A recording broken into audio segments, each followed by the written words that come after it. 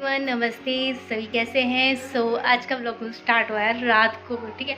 तो 2 दिन से तबीयत ठीक नहीं थी, मैं आपको बताऊंगी, रिपोर्ट भी बताऊंगी, ठीक है।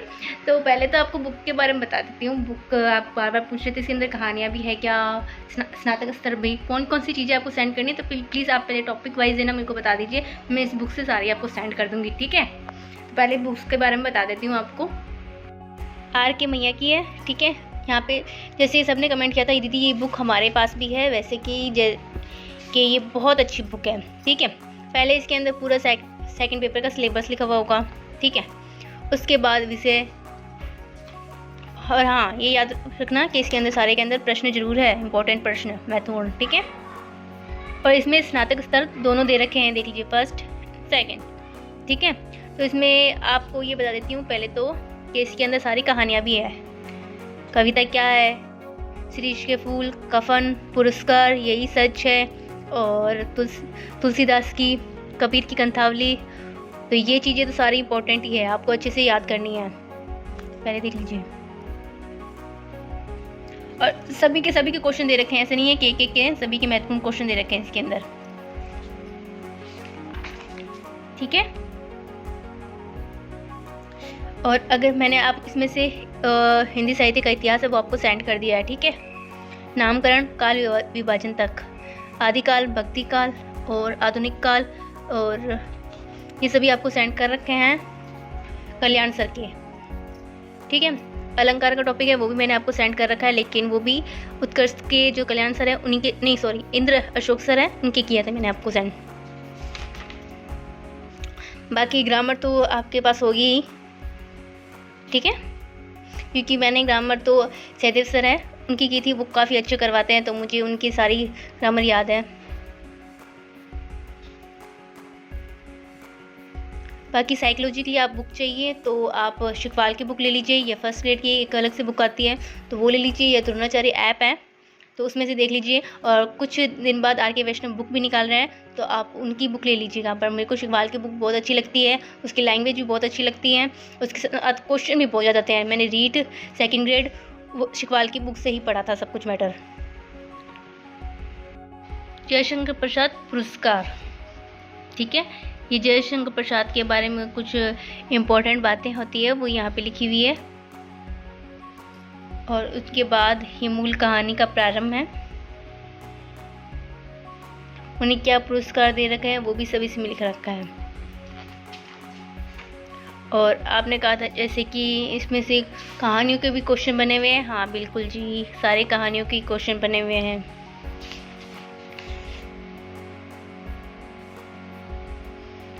ठीक है। यही सच है, मनु भंडारी।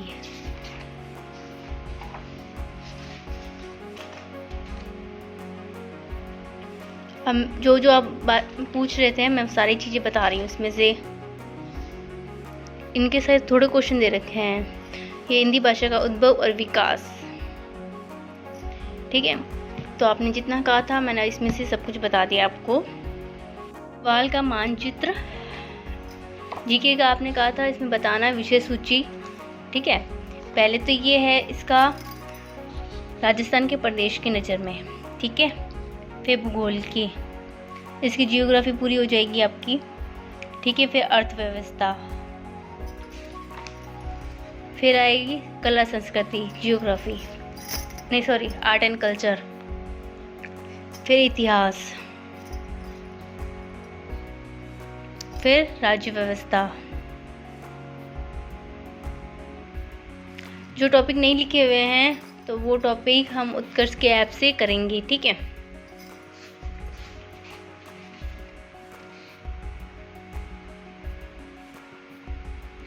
बहुत ही अच्छी बुक है ये।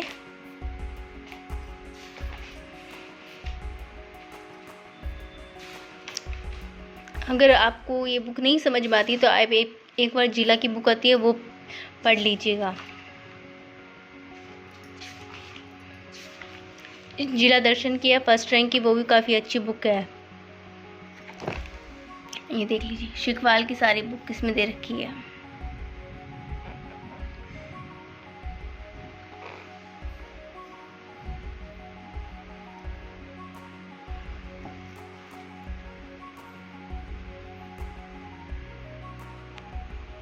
नीट की तैयारी कर रहा है उनके लिए मिश्रा पब्लिकेशन की बुक है हिंदी की।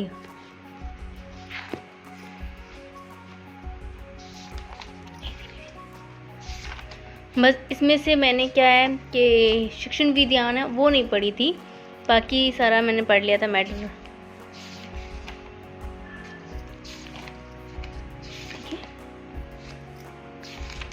जितने भी बुक्स आप लेके आते हैं उसके ना क्वेश्चन जरूर पढ़िएगा, या महत्वपूर्ण क्वेश्चन होते हैं ना वो सारे। पहले इसमें से मैं आपको बता देती हूँ, ये देख लो। शब्द, वर्ण, विकारी शब्द, अविकारी शब्द, वाक्य, संधि, समास, प्रत्यय, पर्यायवाची और राजस्थानी शब्दों का हिंदी अर्थ। ठीक है, बाकी शिक्षण विद्या मैंने इसमें से कुछ नहीं की है। मतलब जो रीट की तैयारी कर रहे हैं उनके लिए कह रही हूँ कि ये बहुत अच्छी बुक है। अगर फर्स्ट टाइम तैयारी कर रहे हो तो ये बुक बहुत अच्छी है ग्रामर के लिए। तो फर्स्ट टाइम रीट की तैयारी कर रहे हैं उनके लिए मैं ये कहूँगी कि आरबीटी की भी बुक आती है जैसे 6 से लेकर 10 तक, बरव सर की भी है राजस्थान अध्ययन, वो पढ़ लीजिए। ठीक है, पहले आप वो पढ़ना स्टार्ट कीजिए, फिर थोड़ा सा आप हिस्ट्री के अंदर जाइए, उसमें से महाजनपद काल जो सारे टॉपिक है, गुप्त काल होंगे, वो सभी एक एक टॉपिक है वो आप पढ़ना स्टार्ट कर दीजिए। बाकी रीट का पेपर इतना ईजी आता है क्योंकि जब एक रीट का पेपर जो कैंसिल हुआ था, जो सेकेंड पेपर हुआ था अभी वापस से, तो वो ज़्यादा हार्ड था। ये फर्स्ट टाइम ऐसा हुआ था कि रीट का पेपर हार्ड आया था। बाकी हमेशा इजी आता है, उसमें सिर्फ 85% होता है कि हमें पास एंड क्लियर करना होता है। ठीक है, तो उसमें से आप ज़्यादातर शिक्षण विधियाँ पढ़ लीजिए, या हिंदी और संस्कृत के ग्रामर सेम ही होते हैं, उसमें से आप क्लियर कर सकते हैं। शिक्षण विधियाँ भी सेम होती है संस्कृत की, बट जैसे सरस्वती की संस्कृत की बुक आती है आप वो पढ़ लीजिए। और जीके की बुक कहेंगे तो आप कोई गाइड ले लीजिए, या कोई जैसे कि सर का कोई ऐप ले लीजिए रीड के लिए, तो ज़्यादा सही रहेगा आपके लिए भी, क्योंकि उसमें भी क्या जीके का सिलेबस थोड़ा ज़्यादा है उसके अंदर। ठीक है, पॉलिटिकल भी है, आर्ट एंड कल्चर भी है, जियोग्राफी भी है एंड इतिहास भी है। तो आप शायद ऐप से पढ़ सकते हैं, या फिर कोई ऑनलाइन यूट्यूब में ऑनलाइन क्लास देख लीजिए उनकी। ठीक है, और सेकंड ग्रेड की बात कर रहे हैं तो सेकंड ग्रेड के अंदर फर्स्ट एंड सेकंड थोड़ा बहुत सिलेबस सेम है। ठीक है, इसमें से कहानियाँ और होंगी, इनमें थोड़ा फ़र्क हो सकता है। बाकी जैसे कि हिंदी इतिहास है वो सेम ही आएगा। ठीक है, ग्रामर है वो सेम ही होंगी। ठीक है, बाकी कहानियों में से थोड़ा बहुत फ़र्क हो सकता है। ठीक है, और जीके के अंदर तो बहुत ज़्यादा फ़र्क होगा first paper and second paper in दोनों में, क्योंकि जैसे कि सेकंड ग्रेड के अंदर GK world, Indian and Rajasthan GK आता है। ठीक है, जैसे फर्स्ट ग्रेड के अंदर इतना नहीं होता है। ठीक है, उसके अंदर साइंस भी होगी, मैथ, इंग्लिश, ये चीज़ें होती है। ठीक है, तो फिर इसमें क्या होगा, हम सेकंड ग्रेड के अंदर ज़्यादा हार्ड होता है पेपर। तो पहले मैं जब सेकंड ग्रेड का पेपर दिया था तो काफ़ी अच्छा हुआ था मेरा फर्स्ट पेपर। इस बार मेरा इतना अच्छा नहीं हुआ था, उस टाइम मैंने बहुत ज़्यादा तैयारी की थी। 30 दिन के अंदर ऐसे सोचना क्या तैयारी करें, उस टाइम इतनी मेहनत की हुई थी। 6-7 महीनों के बाद एग्ज़ाम वापस आ गया तो पता नहीं चला था कि होगा या नहीं होगा। मैं सोचा सेकंड पेपर ज़्यादा हो जाता ना वापस तो सही रहता हूँ, नंबर भी अच्छे आ जाते वापस से। तो इलेक्शन का टॉपिक है वो मैं आपको सेंड कर दूंगी, वो मेरा टॉपिक पूरा कंप्लीट हो चुका है। तो मैं जैसे कह रहा था मेरी तबीयत ठीक नहीं थी, इस वजह से मैंने ब्लॉग नहीं बनाया था कि उन्होंने कहा था कि आपका ब्लॉग नहीं आ रहा है, तो तबीयत नहीं ठीक थी थोड़ा सा। कह रहे ना ज़्यादा अगर तबीयत ख़राब ही हो जाती मेरी, तो गंगानगर के अंदर था, बरसात हुई थी, बरसात में आने की वजह से तबीयत ख़राब हो गई थी और वापस से बुखार हो गया था। तो एक्सरे और करवाए थे, थोड़ा सा इन्फेक्शन बता दिया था।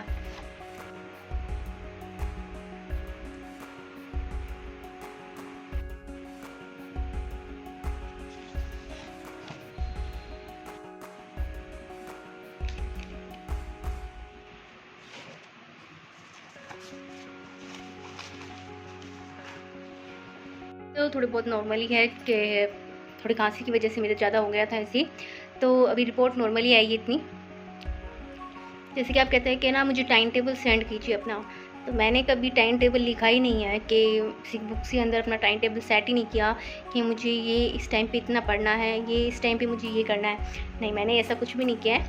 कि जितना हो सके तो आप अच्छे से अपने नोट्स बना लीजिए, वो पढ़ लीजिए। अगर आपके पास टाइम है तो आप शॉर्ट नोट्स पढ़ लीजिए, एक छोटी सी पतली सी कॉपी बना लीजिए, उसके अंदर शॉर्ट नोट्स लिखना स्टार्ट कर दीजिए। तो उसका भी मैं अच्छे से एक अलग से वीडियो बनाऊंगी कि शॉर्ट नोट्स कैसे बनाते हैं। ठीक है, तो थोड़ी सी तबीयत ठीक नहीं थी। और साइकोलॉजी का टॉपिक है वो मैं आपको सेंड कर दूँगी, तो आप मुझे ये बता दीजिए शिकवाल की बुक से है मेरे पास, तो उसमें ऐसे कर दूँगी आपको। ये ज़रूर बताइएगा कि आपको उसमें से करना है या आर के वैष्णव के मैंने नोट्स बनाए थे, तो या फिर उसमें से कर दूँगी, ठीक है। आप मुझे कमेंट बॉक्स में बता दीजिएगा। बाकी हिंदी के टॉपिक है जो जितना मैं करूँगी मैटर वो मैं आपको सेंड करती रहूँगी। काव्य लक्षण का टॉपिक है वो पूरा कंप्लीट है, वो भी मैं आपको सेंड कर दूँगी। जो भी टॉपिक आपको समझ में नहीं आते हैं, आपको हिंदी का कोई भी टॉपिक चाहिए तो आप मुझे बोल दीजिएगा, मैं पीडीएफ निकाल के जैसे कि आप उसके उत्कर्ष के ऐप से निकाल के सेंड कर सकते हैं। बट ज़्यादा सर है ना कि बोलते बोलते लिखाते हैं, तो फिर मैं जो टॉपिक कुछ लैंग्वेज होती है छूट जाती है, इसलिए मैं पूरा वीडियो देख के मुझे जैसे मेन टॉपिक होते हैं कभी नोट लिख के या विशेष लिख के साइड में लिखा देते हैं कि ये चीज़ इंपॉर्टेंट है, तो वो रह जाती है। इस वजह से मैं पूरा वीडियो देखती हूँ, वरना मैं भी ना जैसे पीडीएफ निकाल के सब कुछ मैटर है ना पढ़ सकती हूँ। बट कुछ चीज़ें होती है ना अपन को समझने के लिए पूरा वीडियो देखना भी ज़रूरी होता है, ठीक है। तो ज़्यादा अगर होता है आपको अपना टाइम टेबल सेट करना है तो आप अपना टाइम टेबल खुद बनाइए। दूसरों को देख के अगर टाइम टेबल बनाओगे ना सेट नहीं होता। खुद का दिनचर्या होता है, खुद को पता है कि आप पूरा दिनचर्या आपका कैसा है, तो आप खुद अपने अनुसार बनाइए, ठीक है। मेरा दिनचर्या कैसा है, मैं किस टाइम से फ्री रहती हूँ, कितने बजे काम करती हूँ, तो सबका दिनचर्या अलग होता है। कोई ये रात को भी काम करता है, जैसे कि किसी के हस्बैंड लेट आते हैं 10-11 बजे, तो वो भी उस टाइम बिजी रह जाते हैं। तो इसीलिए कह रही हूँ अपना टाइम टेबल अपने अनुसार बनाइए ताकि आप सेट हो जाएं उसी के अनुसार। इतने बजे मुझे पता है कि इतने बजे मुझे काम करना है, तो इसी वजह से मैं यहाँ इतने बजे फ्री हूँ तो इतने बजे मैं पढ़ सकती हूँ, ठीक है। इतने बजे बच्चों को लेके आना है, इतने बजे सुलाना है। अगर आप दोपहर में नहीं सोते हैं अच्छी बात है, बट मैं 1 घंटा ज़रूर सोती हूँ, माइंड थोड़ा ठीक हो जाता है मेरा, ठीक है। तो इस वजह से कह रही हूँ कि आप ना अपना दिनचर्या है आप अपने अनुसार बनाइए, ठीक है। दूसरों को देख के अनुसार बनाएंगे ना तो ये सेट नहीं होगा, क्योंकि सबका दिनचर्या अलग अलग होता है।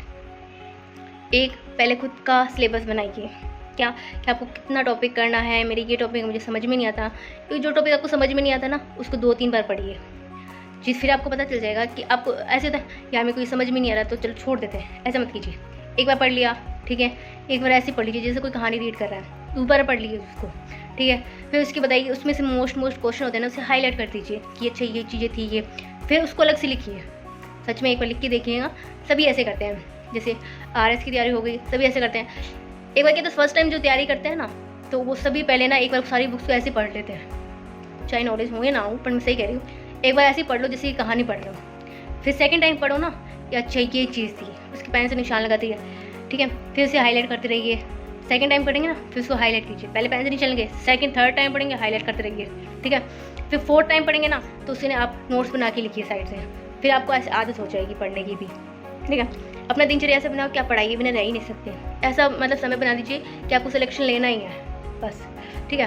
काम तो देखो पूरी ज़िंदगी भर करना होता है, ठीक है। इन चीज़ों को इग्नोर करते चलिए कि क्या हो रहा है क्या नहीं हो रहा है, तो जितना काम है कर लीजिए बस। फिर थोड़ा ऐसा हो कि आप 1 घंटा टाइम टेबल है ना, 1 घंटे में इतना नहीं, कम से कम 3 घंटे फ्री होने चाहिए। 3 घंटे में आप अच्छा सा एक टॉपिक होता है मैटर सारा अच्छे से क्लियर होना चाहिए।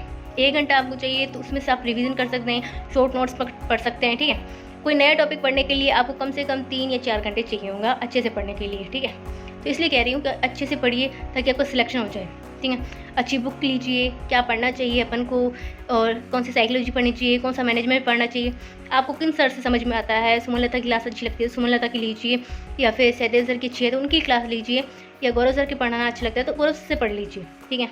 ऐसा नहीं है कि हर कोई ऐसे बोलते कि ये क्लास अच्छी है, नहीं।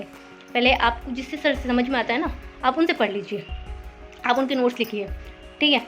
जो बुक आपको अच्छी लगती है, आपको ये लगता है कि ये चीज़ अच्छी है, ठीक है। जैसे मैंने आपको कह दिया कि ये बुक अच्छी है तो मैंने इसको पढ़ा तो मुझे पता चला हाँ ये बुक अच्छी है, बहुत अच्छी है, ठीक है। बाकी शिकवाल की बुक है सारी अच्छी है, ठीक है। उसमें साइकोलॉजी भी अच्छी है, ठीक है। पर ये है कि एक सर जरूर चुनिएगा, ठीक है। साथ में वो बुक भी लीजिए, जो चीज़ नहीं लिखी हुई है वो बुक के साइड में लिख लीजिए, ठीक है। उसमें साइड में लिख के आपको ये पता चल जाएगा अच्छा ये बुक में ये चीज़ नहीं लिखी हुई थी, अपने साइड में मोस्ट क्वेश्चन लिखिए ताकि आप उस टाइम वो मैटर पढ़े तो आपको वो लाइन भी याद हो जाए अच्छे से, ठीक है। ये होता है, सच में बोल रही हूँ। नीट के अंदर मैंने ये सब कुछ किया था, सेकंड ग्रेड के अंदर भी मैंने पूरा टॉपिक अच्छे से ऐसे पढ़ा था, ठीक है। जैसे कि मैं पॉलिटिकल पढ़ती हूँ, ये जियोग्राफी पढ़ती हूँ, तो मैं उनसे कि टॉपिक लिख लेती हूँ और एक बुक ले लेती हूँ, उसमें से साइड में लिखती रहती हूँ, ठीक है। जैसे कि हिंदी की कहानियों में भी सर्वोत्तम की बुक लाई थी तो उसके अंदर थोड़ा बहुत मैटर नहीं लिखा हुआ था, तो यूट्यूब में मैंने सर्च किया, मुझे पता चला कि ये चीज़ नहीं लिखी हुई है, ये सुक्ति, ये साखी, ये चीज़ नहीं लिखी हुई है इसके अंदर। तो मैंने अलग से नोटबुक में बना के मैंने कहा ये वाली लैंग्वेज है ये नहीं लिखी हुई है, ये सेकंड ये फर्स्ट वाली नहीं लिखी हुई है, 7 नंबर वाली ये नहीं लिखी हुई है, तो पूरा अच्छे से ताकि आपने पूरी कंप्लीट कर ली थी। कहीं से भी कोई भी क्वेश्चन आ सकता है, ठीक है। तो इसलिए मैं बोल रही हूँ हर शब्द का अर्थ हमें पता होना चाहिए, हर प्रायवाची का शब्द हमें आना चाहिए, ठीक है। अच्छे से पढ़िए, अच्छे से अपना टाइम टेबल बनाइए, तभी आपका सिलेक्शन हो सकता है पक्के से, ठीक है। अगर मेरा दिनचर्या है तो मैं अगर चाहूँ तो सुबह 6 बजे भी पढ़ लेती हूँ अगर काम ना करूँ तो, बट अभी मैं थोड़ा रेस्ट कर रही हूँ तो शायद मैं 8 बजे भी पढ़ने बैठ जाऊँ, क्योंकि थोड़ी सी तबीयत भी ख़राब है तो सारा काम मम्मी कर लेते हैं। तो इस वजह से बोल रही हूँ अपना टाइम टेबल अच्छे से खुद बनाइए, खुद पढ़ लीजिए। और जो चीज़ नहीं समझ में आ रही है, अगर आपको ये कोई टॉपिक नहीं आया है आपके पास में, तो आप कमेंट बॉक्स में मुझे सेंड करती, मैं आपको सारे चीज़ टेलीग्राम के अंदर सेंड कर दूँगी। टेलीग्राम सिर्फ मैंने अपने लिए नहीं बनाया कि हाँ मेरे सब्सक्राइबर बढ़ जाएंगे। मैंने जो चीज़ लिखती हूँ, जो मैं आप शेयर करती हूँ आपके साथ कि आज मैंने ये किया है, आज मेरे अगर आपके पास जो टॉपिक नहीं है तो मैं आपको सेंड कर देती हूँ, आपके लिए तो हेल्पफुल है ना।